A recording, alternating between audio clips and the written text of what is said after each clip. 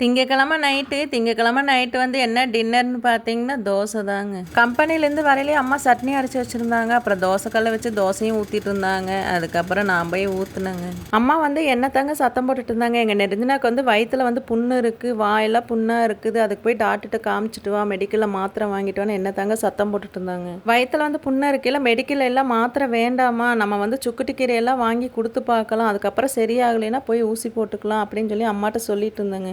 தேங்காய் பால் எடுத்து கொடுத்தா வயிறு புண்ணு சரியாகுங்கிறாங்க. சரி பார்க்கலாங்க, தேங்காய் பால் கொடுக்கலாம் நெருஞ்சினாக்கு. எங்கள் நெருஞ்சினாக்கு வந்து ஸ்கின்னுக்கு அப்படி தான் சொல்லியிருக்காங்க. நெய் வந்து தேய்ச்சிட்டு 1/2 மணி நேரம் வந்து ஊற வச்சு அப்புறம் சோப் போட்டு கழுவுனா சுடுதண்ணியில் வந்து கழுவணுங்க. கொஞ்சம் ஏன்னா பிசு பிசுன்னு இருக்கும், அதனால் வந்து சுடுதண்ணின்னு கழுவுனா சரியாக போயிடுன்னு சொல்லியிருக்காங்க. அதையும் செஞ்சு பார்க்கலாங்க. எங்கள் நெருஞ்சினாக்கு வந்து ஸ்கின்னில் வந்து கொப்பளமெல்லாம் போகுதான்னு சொல்லிட்டு. நானும் அம்மா சாப்பிட போகிறேங்க. சாப்பிட்டு நேரத்துலேயே படுத்தாதாங்க காலையில் வேறு ஸ்கூல் இருக்குது, தாட்டி விடணும் சமையல் பண்ணி. இன்னொரு வீடியோவில் பார்க்கலாங்க. ஓகே, பாய்ங்க.